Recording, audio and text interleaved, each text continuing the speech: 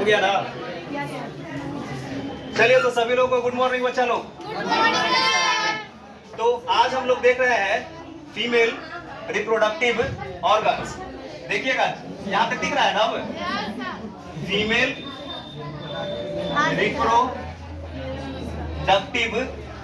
System, female reproductive system आज हम लोग देखने वाले हैं। मतलब इसको हिंदी में हम लोग किस नाम से जानते हैं? मादा जनन तंत्र के नाम से इसको हम लोग जानते हैं। इसको हम लोग मादा जनन तंत्र बोलते हैं। तो जिस तरह से मेल रिप्रोडक्टिव सिस्टम था ना, जो जनन की प्रक्रिया में सहायता करता था, उसी तरह से फीमेल रिप्रोडक्टिव ऑर्गन्स होते हैं जो जनन की प्रक्रिया में क्या करते हैं? सहायता करते हैं। इसी को हम लोग मादा जनन तंत्र के नाम से जानते हैं। तो मादा जनन तंत्र की बात हम लोग करते हैं तो मादा जनन तंत्र या मादा जनन अंग को निम्न दो भागों में बांटा गया है। सबसे पहला जो पार्ट यहाँ पे दिख रहा है, एक ये पार्ट है और एक ये पार्ट है। तो ये वाला जो पार्ट होता है ये शरीर के अंदर में पाया जाता है, यानी कि ये जो ऑर्गन्स है, जो ऑर्गन्स दिख रहा है ये शरीर के अंदर में उपस्थित होता है, और वो जो ऑर्गन्स दिख रहा है ना ये शरीर के बाहर में उपस्थित होता है। इसलिए फीमेल रिप्रोडक्टिव ऑर्गन्स को दो पार्ट से बांटा गया है। ये जो पार्ट है इसको हम लोग बोलेंगे external genital, external genital organ बोलते हैं। ठीक है, एक्सटर्नल जेनाइटल ऑर्गन बोलते हैं। और ये वाला जो पार्ट्स है, ये वाला जो पार्ट्स है इसको हम लोग क्या बोलेंगे? Internal genital, external genital. साफ साफ दिख रहा है ना बच्चा? साफ साफ दिख रहा है बच्चे सबको? तो इसको हम लोग बोलते हैं इंटरनल जेनाइटल ऑर्गन और उसको हम लोग बोलते हैं एक्सटर्नल जेनाइटल ऑर्गन। यानी कि वो जो है ये बाह्य जननांग हो गया, यानी कि ये शरीर के बाहर में उपस्थित होता है, और ये वाला जो पार्ट होता है ये शरीर के अंदर में उपस्थित होता है। अरे समझ में? चलो ध्यान दो सब। देखिए सबसे पहले हम लोग बाह्य से शुरू करेंगे, उसके बाद जो है अंत में जाएंगे। तो बाह्य में देखिए एक्सटर्नल जेनाइटल ऑर्गन्स को एक साथ हम लोग किस नाम से जानते हैं? वल्वा के नाम से जानते हैं। एक्सटर्नल जेनाइटल ऑर्गन्स के अंदर में जितने भी ऑर्गन्स आएंगे ना, सभी ऑर्गन्स को एक साथ हम लोग क्या बोलते हैं? वल्वा। याद रखना, लास्ट में पूछेंगे बउआ, ध्यान दियो। एक्सटर्नल जेनाइटल ऑर्गन्स को हम लोग क्या बोलते हैं? वल्वा बोलते हैं। और इस वल्वा में, इस वल्वा के अंतर्गत कई तरह के ऑर्गन्स आते हैं। जैसे सबसे पहला मून्स प्यूबिस है। सबसे पहले मून्स प्यूबिस के बारे में समझिए। ये जो मून्स प्यूबिस होता है, मून्स प्यूबिस जो है ये सब क्यूटेनियस एडिपोस टिश्यूज से मिलकर बना होता है। यानी कि यहाँ पे जो मून्स प्यूबिस लिखे हैं ये क्या चीज से मिलकर बना होता है? ये बना होता है सब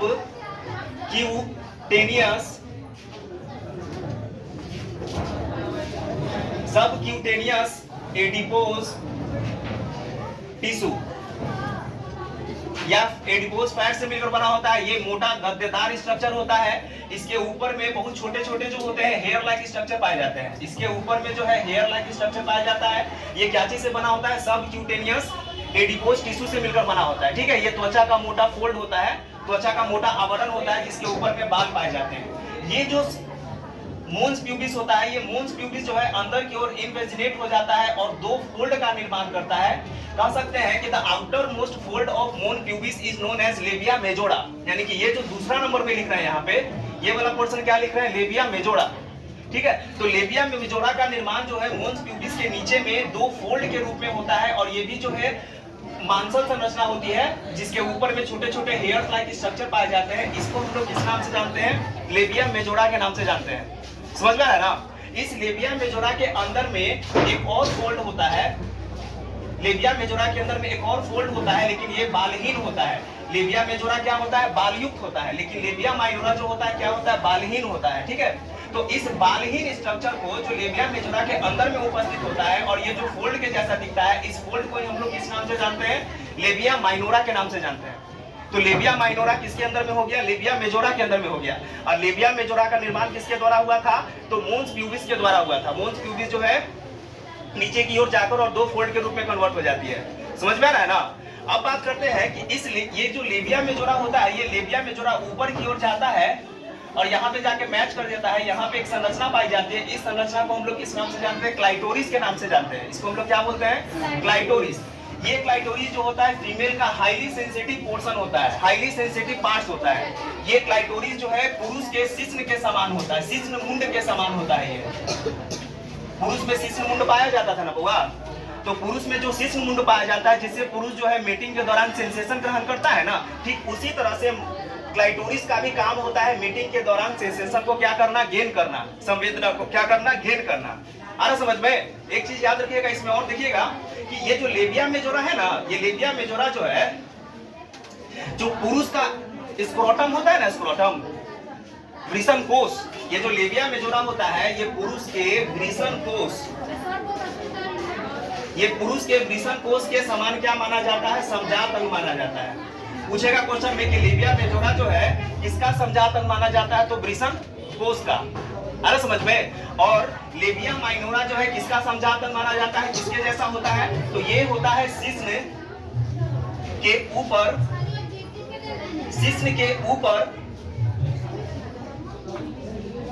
शिश्न के ऊपर में जो स्किन होता है ना, स्किन फोल्ड जो होता है ना, स्किन, वो स्किन के जैसा समजात अंग किसको माना जाता है, लेबिया माइनोरा को। तो तीन चीज देखने को मिलेगा यहाँ पे। क्लाइटोरिस किसका समजात अंग होता है, शिश्न मुंड का। समझ में आ रहा है ना? समजात अंग कहते हैं किसको है, समजात अंग वैसे अंग को बोलते हैं जिसकी शारीरिक संरचना समान होती है लेकिन वो कार्य के दृष्टिकोण से क्या होते हैं, अलग अलग होते हैं। तो वैसे अंग को हम लोग क्या बोलते हैं, समजात अंग बोलते हैं, जो देखने में एक समान लगे। तो क्लाइटोरिस किसके समान काम करता है, वो शिश्न मुंड के जैसा काम करता है। लेबिया माइनोरा किसके समान काम, लेबिया मेजोरा किसके समान काम करता है, तो वृषण कोष के समान। और लेबिया माइनोरा किसके समान काम करता है, तो शिश्न के ऊपर में जो स्किन होता है ना, उसके समान काम करता है। ठीक है, ये समझ में आ रहा है? आवाज बहुत हो रहा है ना, चलो जाना। देखिए ये वाला जो लेबिया माइनोरा है, ये लेबिया माइनोरा के अंदर में दो तरह के ओपनिंग होते हैं। एक ओपनिंग को हम लोग बोलते हैं वेजाइनल ओपनिंग, योनि का द्वार बोलते हैं इसको, योनि द्वार, वेजाइनल ओपनिंग। और एक जो ओपनिंग होता है इसको कौन सा ओपनिंग बोलते हैं, यूरेथ्रल ओपनिंग बोलते हैं। इसको हम लोग मूत्र द्वार का ओपनिंग बोलते हैं, जहां से मूत्र बाहर क्यों निकलता है ना, उस ओपनिंग को क्या बोलते हैं, यूरेथ्रल ओपनिंग। और जो वेजाइनल ओपनिंग होता है, ये वाला जो स्ट्रक्चर दिख रहा है, इसको क्या बोलते हैं, वेजाइनल ओपनिंग। यानी कि यूट्रस जो है बाहर में किसके द्वारा खुलता है, वेजाइनल ओपनिंग के द्वारा खुलता है। इसमें दो प्रकार की ग्रंथि पाई जाती है जिसको बार्थोलिन ग्रंथि बोलते हैं। ये समझ में आ गया? तो ये जो स्ट्रक्चर हो गया, ये क्या हो गया, एक्सटर्नल जेनाइटल ऑर्गन हो गया। ये समझ में आ रहा? अब एक्सटर्नल जेनाइटल ऑर्गन्स देख लिए, तो अब जो है ये वाला जो पोर्शन दिख रहा है इसको हम लोग क्या बोलते हैं, इंटरनल जेनाइटल ऑर्गन। मतलब कि जनन की प्रक्रिया के लिए जो मुख्य अंग जिम्मेदार होते हैं ना, वो इंटरनल जेनाइटल ऑर्गन से जिम्मेदार होते हैं। एक्सटर्नल जेनाइटल ऑर्गन उतने ज्यादा भाग नहीं लेते हैं, इंटरनल जेनाइटल ऑर्गन की भूमिका जो है वो बहुत ज्यादा महत्वपूर्ण होती है। अरे समझ में? अब देखिए इसमें शुरुआत यहाँ से करते हैं, ये वाला। तो देखिए यहाँ से एक आर्म यहाँ से ऐसे की ओर इधर जा रहा है और यहाँ से एक आर्म जो है इधर की ओर जा रहा है। इस ट्यूब को, इस आर्म को हम लोग किस नाम से जानते हैं, इसको हम लोग बोलते हैं फैलोपियन ट्यूब। इसको क्या बोलते हैं हिंदी में, अंडवाहिनी नलिका। नहीं समझ आ रहा है? इसको हम लोग क्या बोलते हैं, अंडवाहिनी नलिका। इसकी लंबाई जो है करीब करीब कितनी होती है, तो कितना लिखवा है, 10 से 12 सेंटीमीटर लिखवा है ना, निकालिए। हाँ, इसकी लंबाई जो है करीब करीब 12 सेंटीमीटर, यानी कि 10 से 12 सेंटीमीटर तक इसकी क्या होती है, लंबाई होती है। इसकी शुरुआत कहाँ से होती है, चलो देखो इसकी शुरुआत कहाँ से होती है, तो इसकी शुरुआत जो है वो यूट्रस से शुरू होती है और खत्म कहाँ पर हो जाती है, अंडाशय के पास खत्म होती है। ये जो दो गो स्ट्रक्चर दिख रहा है ना बाबू, ये जो दो गो स्ट्रक्चर दिख रहा है, इस दो गो स्ट्रक्चर को हम लोग क्या बोलते हैं, अंडाशय।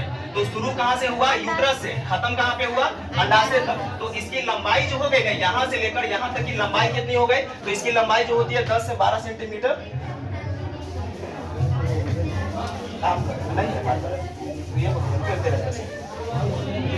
नहीं, सुनिए ध्यान दो, इसकी लंबाई कितनी होती है, 10 से 12 सेंटीमीटर तक इसकी लंबाई होती है। यहाँ समझ में आ गया ना?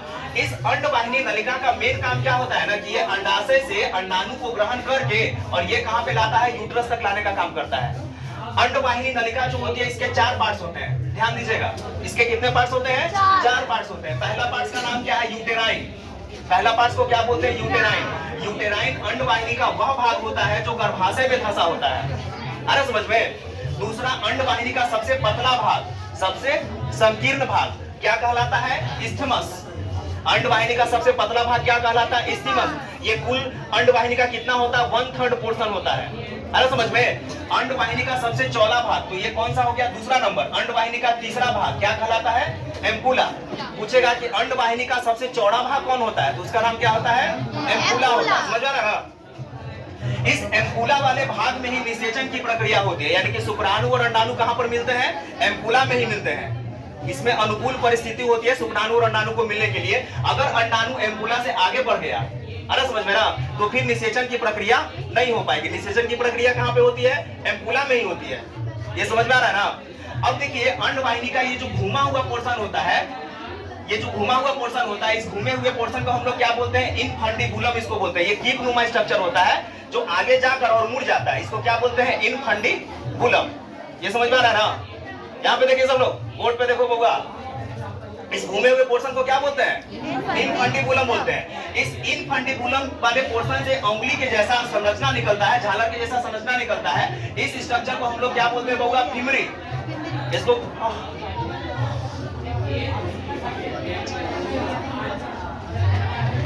अरे मुंह में छाला पड़ गया है जी। इस इनफंडिबुलम से उंगली के जैसा स्ट्रक्चर निकलता है, इसको हम लोग क्या बोलते हैं? फिमरी। ये समझ में आ रहा है ना? ये उंगली के जैसा ये वाइब्रेट करते रहता है। ये किसके ऊपर में ओवरलैप होता है? तो वो जो है अंडाशय के ऊपर में ओवरलैप होता है, या यूं कह सकते हैं कि ये अंडाशय को क्या होता है? पकड़े हुए रहता है। समझ में आ रहा है ना? अब सुनिए, इसमें से एक वो फिमरी जो है क्या होता है? थोड़ा बड़ा होता है। इस एक फिमरी को हम लोग किस नाम से जानते हैं? इसको हम लोग ओवेरियन फिमरी कहते हैं। जो ओवेरी के ऊपर में लगा होता है, इसको एक जैसे फिमरी बहुत सा होगा, तो इसमें से एक फिमरी जो होगा ना लंबा होगा, उस एक फिमरी को हम लोग क्या बोलते हैं? ओवेरियन फिमरी बोलते हैं। इस रे लड़का वैसे कसरत कर रहा है, भगा देंगे यहाँ से, बाहर हम निकाल देंगे। जब हाई ले रहा पूरा इसी से कर रहा है कि भूत खिलाएगा। यहाँ समझा रहे हैं, नौटंकी कर रहे हैं, तो वो इसे नहीं करो, अच्छा नहीं लगता है। यहाँ मेहनत से पढ़ा रहे हैं हम। नहीं समझना है तो शांति से देखिए बोर्ड पे, अब कुछ करना नहीं है। भूत खेले ले इसी से करने जाएगा यहाँ से। इतना बड़का तुमको 4 घंटा में जो है ना, 1 घंटा में लग रहा है कि हालत खराब हो गया बैठल बैठल। तो इस अंडवाहिनी नलिका का फिमरी वाला जो पोर्शन होता है, यानी कि इनफंडिबुलम में एक छेद होता है। ये छेद होता है, इस छेद को हम लोग किस नाम से जानते हैं? एब्डोमिनल ओस्टिया के नाम से जानते हैं इसको। इसी छेद के द्वारा ये जो ओवेरी होता है ना, इसमें अंडाणु बनता है। मासिक चक्र के 14वें दिन जो होता है ना, एक अंडाणु रिलीज करता है। किससे रिलीज करता है? अंडाशय से। तो जब ये अंडाशय से रिलीज करता है तो ये फिमरी जो होता है ना, वाइब्रेट करके इसको अपनी ओर खींच लेता है। तो जब ये खींचा जाएगा तो इसको इस नलिका में घुसना है, तो ये किस छिद्र के द्वारा अंदर में घुसता है बउआ? तो उसका नाम है एब्डोमिनल ओस्टिया के छिद्र के द्वारा ये क्या होता है? घुस जाता है अंदर की ओर। समझ आ गया ना? तो अंडवाहिनी समझ में आया? अंडवाहिनी जो है यूट्रस के दोनों तरफ में निकला हुआ 2 आर्म है, भुजा है। इसकी लंबाई 10 से 12 सेंटीमीटर होती है और इसके कितने पोर्शन होते हैं? 4 पोर्शन होते हैं। पहला पोर्शन यूटेराइन, दूसरा स्टिमस, तीसरा एम्पुला, चौथा इनफंडिबुलम। समझ में आया? अब समझिए, ये जो पोर्शन दिख रहा है ना बाबू, ये वाला पोर्शन, इस पोर्शन को हम लोग क्या बोलते हैं? यूट्रस। इसको हम लोग किस नाम से जानते हैं? इसको हम लोग बोलते हैं यूट्रस के नाम से, इसको हम लोग जानते हैं। गर्भाशय बोलेंगे इसको। गर्भाशय की लंबाई कितनी होती है? 7 सेंटीमीटर होती है। इसकी यहाँ से यहाँ तक की लंबाई कितना हो गया? 7 सेंटीमीटर हो गया। यहाँ से यहाँ तक की चौड़ाई कितनी हो गई? 5 सेंटीमीटर हो गई। और इसकी मोटाई कितनी होती है? 3.5 सेंटीमीटर तक होती है। अरे समझ में? लंबाई 7, चौड़ाई 5 और मोटाई कितना हो गया? 3.5 हो गया। समझ में आ रहा है कि नहीं आ रहा है? इस यूट्रस का मेन काम क्या होता है ना, कि ये निषेचित अंडाणु को अपने अंदर में क्या करता है? रख कर उसको पोषण प्रदान करता है और डेवलपमेंट का एरिया प्रदान करता है उसको। क्या हुआ?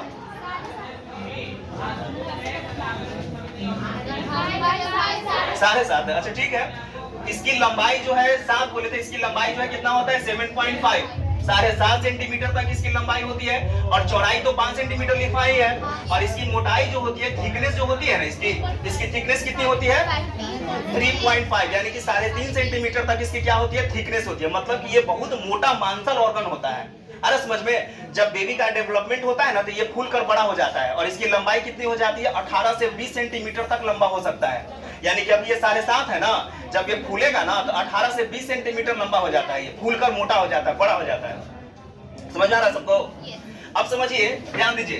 गर्भाशय का ये वाला जो पोर्शन होता है ना, यूट्रस का ऊपर वाला जो पोर्शन होता है, इसको हम लोग क्या बोलते हैं? फंडस। ये वाला जो पोर्शन होता है, यहाँ से यहाँ तक का पोर्शन, इसको हम लोग क्या बोलते हैं? बॉडी, काय बोलते हैं। और ये वाला जो पोर्शन होता है ना, इसको क्या बोलते हैं? सर्विक्स। इसको क्या बोलते हैं? सर्विक्स। तो गर्भाशय का कितना पार्ट्स हो गया? 3 पार्ट्स हो गया। ऊपर का फूला हुआ पार्ट्स गुंबदनुमा पार्ट्स क्या कहलाता है? फंडस। बीच वाला पोर्शन क्या कहलाता है? बॉडी। और नीचे वाला पोर्शन क्या कहलाता है? सर्विक्स। समझ में आ गया ना? तो आरोपण की प्रक्रिया जो होती है ना वो फंडस में होती है, यानी कि जब शुक्राणु अंडाणु के साथ मिल जाता है तो वो निषेचित अंडाणु कहां पर जाकर धंस जाता है? फंडस वाले पोर्शन में जाकर धंसता है। ये समझ में आ गया? इस गर्भाशय की बात हम लोग करते हैं तो गर्भाशय 3 स्तर से मिलकर बना होता है। गर्भाशय का अंदर वाला जो स्तर होता है ना, जिसमें ब्लड वेसल्स होते हैं, समझ में आया ना? इस पोर्शन को हम लोग क्या बोलते हैं? एंडोमेट्रियम। गर्भाशय का अंदर वाला पोर्शन क्या कहलाता है? एंडोमेट्रियम। बीच वाला जो मांसल पोर्शन होता है ना, मांसल पोर्शन, इसको क्या बोलते हैं? मायोमेट्रियम, जो मोटा होता है, ठीक होता है। और सबसे बाहर वाला जो पोर्शन होता है ना बाबू, उस पोर्शन को हम लोग क्या बोलते हैं? पेरीमेट्रियम के नाम से जानते हैं। आया समझ में? तो गर्भाशय 3 स्तर, गर्भाशय में कितना स्तर हो गया? 3 स्तर हो गया। अंदर वाला क्या कहलाया? एंडोमेट्रियम। समझ में आ रहा है ना? बीच वाला क्या कहलाया? मायोमेट्रियम। और उसके बाहर वाला क्या कहलाया? पेरीमेट्रियम कहलाया। तो मेंस्ट्रुअल साइकिल के दौरान गर्भाशय का कौन सा स्तर टूटता है? तो उसका नाम है एंडोमेट्रियम टूटता है, और वो ब्लड के साथ बाहर आता है। समझ में आ रहा है ना? मासिक स्राव के रूप में वो बाहर आता है। आ रहा समझ में? अब समझिए, तो यहाँ पे क्या क्या चीज समझा दिए? फैलोपियन ट्यूब समझा दिए, फंडस हो गया, यूट्रेनाइन हो गया, स्टिमस हो गया, एम्पुला हो गया, इनफंडिकुलम हो गया, फिमरी हो गया। अंडाशय देखिए, ये वाला जो पोर्शन होता है ना, तो वो गोल गोल, इसको हम लोग क्या बोलते हैं? अंडाशय। इंग्लिश में इसको क्या बोलते हैं? ओवेरी के नाम से इसको हम लोग जानते हैं। समझ आ रहा है ना? ओवेरी की लंबाई कितनी होती है? इसकी लेंथ कितनी होती है? 3 सेंटीमीटर, ठीक ना? इसकी चौड़ाई जो होती है कितनी होती है? 1.5 सेंटीमीटर। और इसकी मोटाई जो होती है वो कितनी होती है? 1 सेंटीमीटर के करीब में होती है। यानी कि लंबाई, चौड़ाई और मोटाई कितना हो गया? लंबाई हो गया 3, चौड़ाई हो गया 1.5 और मोटाई कितना हो गया? 1 सेंटीमीटर, 1 सेंटीमीटर करीब में हो गया। इसकी संरचना कैसी होती है? अंडाकार होती है। समझ में आ रहा है ना? इसकी संरचना होती है अंडाकार। और ये जो है गर्भाशय के दोनों तरफ में किसके द्वारा लगा होता है? तो उसका नाम होता है ओवेरियन लिगामेंट। यानी कि ये ओवेरियन लिगामेंट के द्वारा गर्भाशय के दोनों तरफ में क्या होता है? जुड़ा रहता है। आ रहा समझ में? इस ओवेरी का 2 काम होता है। ऐसे ये स्त्री का प्रमुख जनन अंग माना जाता है। पूछेगा कि स्त्री का प्रमुख जनन अंग कौन है? तो स्त्री का प्रमुख जनन अंग कौन हो गया? अंडाशय। तो अंडाशय के 2 काम होते हैं। शरीर में अंडाशय के 2 काम है। सबसे पहला काम होता है अंडाणु बनाना। इसको हम लोग किस नाम से जानते हैं? मादा युग्मक के नाम से इसको हम लोग जानते हैं। और दूसरा इसका काम क्या होता है कि ये जो है स्त्रियों में लैंगिक हार्मोन बनाता है। एक का नाम होता है एस्ट्रोजन और दूसरे का नाम होता है प्रोजेस्टेरॉन। समझ में ना? पहले का नाम हो गया एस्ट्रोजन और दूसरे का नाम क्या हो गया? प्रोजेस्टेरॉन। तो ये 2 तरह का हार्मोन कौन बनाता है बाबू? अंडाशय। तो अंडाशय का 2 काम हुआ ना, एक हो गया अंडाणु बनाना और दूसरा क्या हो गया? एस्ट्रोजन और प्रोजेस्टेरॉन बनाना। ये समझ में आ रहा है सबको? तो इधर अंडाशय हो गया, ये स्त्रियों का प्रमुख जनन अंग होता है, या इसको प्राइमरी सेक्सुअल ऑर्गन बोलते हैं, या इसको मेल सेक्सुअल ऑर्गन बोलते हैं। इसको मेल सेक्सुअल ऑर्गन क्यों बोलेंगे? क्योंकि इसी का 2 काम है, अंडाणु और फीमेल सेक्सुअल हार्मोन एस्ट्रोजन और प्रोजेस्टेरॉन का निर्माण करना। ये समझ में आ रहा है? नहीं समझ आया? तो अंडाशय भी खत्म हो गया ना जी? ये भी समझा दिए, ये भी समझा दिए, ओवेरियन फिमरी समझा दिए। समझ में आ रहा है ना? अब ये वाला जो पोर्शन नीचे की ओर जाता है, इस वाले पोर्शन को हम लोग क्या बोलते हैं? सर्विक्स। ये गर्भाशय का सबसे पतला पोर्शन होता है। गर्भाशय का सबसे पतला संकीर्ण मार्ग क्या होता है? उसको हम लोग क्या बोलते हैं? सर्विक्स बोलते हैं उसको, सर्विक्स। और ये सर्विक्स बाहर की ओर किसमें खुलता है? तो उसको हम लोग क्या बोलते हैं? वेजाइना, योनि। ये योनि में खुलता है। इसकी लंबाई जो है, योनि की लंबाई कितनी होती है? इसकी लंबाई 8 सेंटीमीटर लिखा है। इसकी लंबाई जो है करीब करीब 8 से 10, 7 से 10। इसकी लंबाई जो है करीब करीब कितनी होती है बाबू? 7 से 10 सेंटीमीटर जो है इसकी लंबाई। एवरेज मान के चलेंगे तो 8 सेंटीमीटर तक इसकी लंबाई होती है। अगर बीच बीच में लेके चलेंगे तो इसकी लंबाई कितनी होती है? 8 सेंटीमीटर तक होती है। ये जो है स्त्रियों का प्रमुख मैथुन अंग होता है। मैथुन अंग बोलेंगे इसको। स्त्रियों का प्रमुख मैथुन अंग कौन हो गया? योनि। समझ में आ रहा है ना? मतलब कि मेटिंग की प्रक्रिया जो है, मेटिंग की प्रक्रिया में कौन भाग लेते हैं? संभोग की प्रक्रिया में स्त्रियों का कौन सा अंग भाग लेता है? तो उसका नाम होता है योनि भाग लेता है। आया समझ में? नहीं समझ आ रहा है? चलो देखो, इसकी लंबाई देख लिए ना। अब ये योनि जो है बाहर में एक फोल्ड के द्वारा, एक पतली झिल्ली के द्वारा ढका होता है। उस पतली झिल्ली को हम लोग किस नाम से जानते हैं? हाइमन के नाम से जानते हैं। ये जो है पतला लेयर होता है, पतला झिल्ली होता है, इसको क्या बोलते हैं? हाइमन। तो लड़की जब बैचलर स्टेज में होती है ना, कुंवारी होती है ना, मतलब शादीशुदा नहीं होती है या मीटिंग नहीं की हुई होती है, तो उस समय उसका योनि जो है किससे ढका होता है? हाइमन से ढका होता है। उसमें एक छोटा सा छेद होता है, ठीक है, उसी के द्वारा जो है एंडोमेट्रियम टूटते हैं ना, तो एंडोमेट्रियम टूटकर उसी के द्वारा बाहर निकलते हैं। और लड़की जब मैरिड हो जाती है ना, जब संभोग की प्रक्रिया हो जाती है उसमें, तो ये हाइमन जो है टूट जाता है। समझ में आ रहा है ना? तो ये वर्जिनिटी को भी बताता है एक तरह से। लेकिन कभी कभी क्या होता है ना कि वो लड़की जो है फिजिकल मेहनत करती है ना, या दौड़ती है या साइकिल चलाती है, उछलती कूदती है ना, तो ये हाइमन अपने आप भी टूट जाता है। तो इससे कुछ फर्क नहीं पड़ता है, इससे किसी तरह का कोई मतलब नहीं होता है। अरे समझ में? इसको हाइमन बोलते हैं। इस हाइमन के बाहर में अब वेजाइनल ओपनिंग बाहर निकल जाएगा। वेजाइनल ओपनिंग यहाँ पे खुलेगा बाहर में, एक्सटर्नल जेनाइटल ऑर्गन में इसका क्या खुलेगा? ओपनिंग खुलेगा। तो इस ओपनिंग में दो तरह की ग्रंथि होती है, मटर के समान दो तरह की ग्रंथि होती है। इसको हम लोग क्या बोलते हैं? बार्थोलिन ग्रंथि बोलते हैं। बार्थोलिन ग्लैंड के नाम से इसको हम लोग जानते हैं। समझ में आ रहा है ना?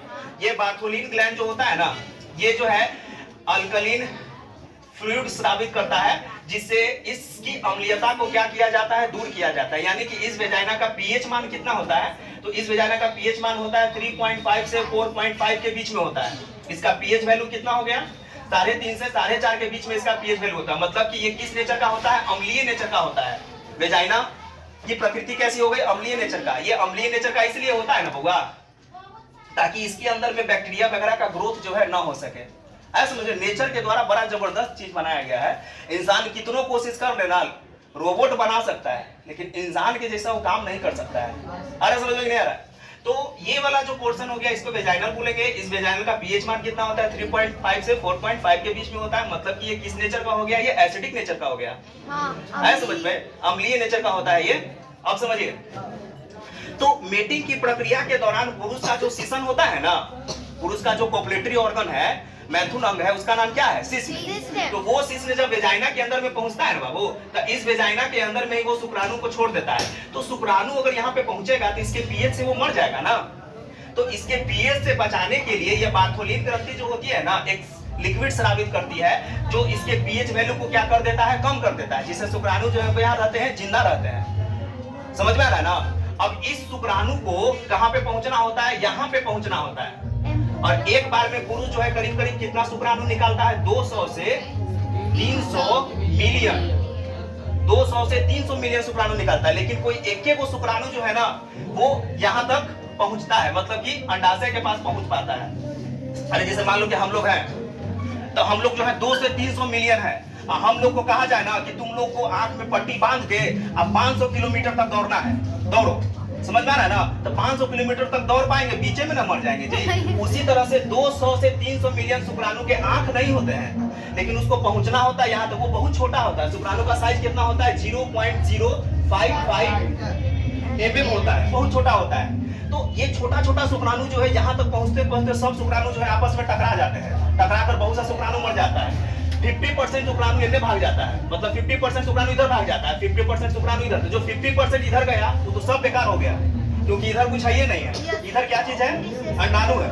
तो इधर जो पहुंचता है ना, तो वो 50% में से बहुत सा शुक्राणु मर जाता है। जिसके पास कैपेसिटेशन पावर होती है ना, वही शुक्राणु जो है यहाँ तक पहुंचता है और अंडाणु को क्या करता है? निषेचित करता है। तो निषेचन की प्रक्रिया बहुत ही रेयर केस में होती है। और ये कब होती है बउआ? मासिक चक्र के 14वें दिन या 15वें दिन होती है, या 16वें दिन होती है। अगर उसके पहले शुक्राणु पहुंचा तो बेकार, और उसके बाद शुक्राणु पहुंचा तो बेकार। मतलब शुक्राणु जो है ना, बड़ा मेहनत से यहाँ तक पहुंचता है। इसीलिए जो बचवा जन्म लेता है ना, उसको ऐसी नहीं कहता कि मेरा बच्चा जो है ना वो लाखों में एक है। ये लाखों शुक्राणु गया था, 200 से 300 मिलियन। समझ रहा है ना? 200 से 300 मिलियन शुक्राणु गया था, इसमें से एक वो शुक्राणु इसके पास पहुंचता है। इसीलिए माँ बाप बोलते हैं ना कि मेरा बच्चा जो है लाखों में एक है। ऐसी नहीं बोलता है, सही में होता भी है। बहुत खुशी होता है जी जब किसी का बच्चा जन्म लेता है ना बाबू, तो बहुत खुश होता है। तब मतलब कैसे हॉस्पिटल में मिठाई का तो बौछार लगा देता है। और जिसका नहीं होता है ना बउआ, उसको भी उतना ही दुख होता है जितना किसी का होता है। नहीं समझा रहा है? अगर है तो भी खुश, नहीं है बउआ तो भी दुख, खुश नहीं दुखी रहता है। तो बहुत ही रेयर केस है। कभी कभी तो इस ऑर्गन्स पढ़ाते हैं ना हम, तो लगता है ना कि ईश्वर के द्वारा बनाया गया ये जबरदस्त तरह का गिफ्ट है। हम लोग को क्या मिला? ये सब गिफ्ट है। बॉडी क्या चीज है? गिफ्ट है। इसको ऐसे ही बेकार नहीं करना चाहिए। कोई भी आदमी अगर सुसाइड करता है ना, तो वो इस अनमोल धन को क्या कर देता है? खो देता है। इसीलिए जीवन में सब चीज करो, लेकिन कभी सुसाइड मत करो जी। आत्महत्या जो है ना, जीवन की समस्याओं का समाधान नहीं है। अगर ऐसा होता ना, तो सब आदमी सुसाइड करके सब जो है ना पारंगत हासिल कर लेता है, लेकिन ऐसा कुछ होता नहीं है। जीवन की सफलता का राज है बउआ, मेहनत करते रहो। सुसाइड जो है जीवन का राज नहीं होता है सफलता का। नहीं, वो तो अलग चीज है। नहीं, वो नहीं, सुसाइड होती है। हाँ ठीक है, समझ में आ गया ना सबको? चलिए ठीक है।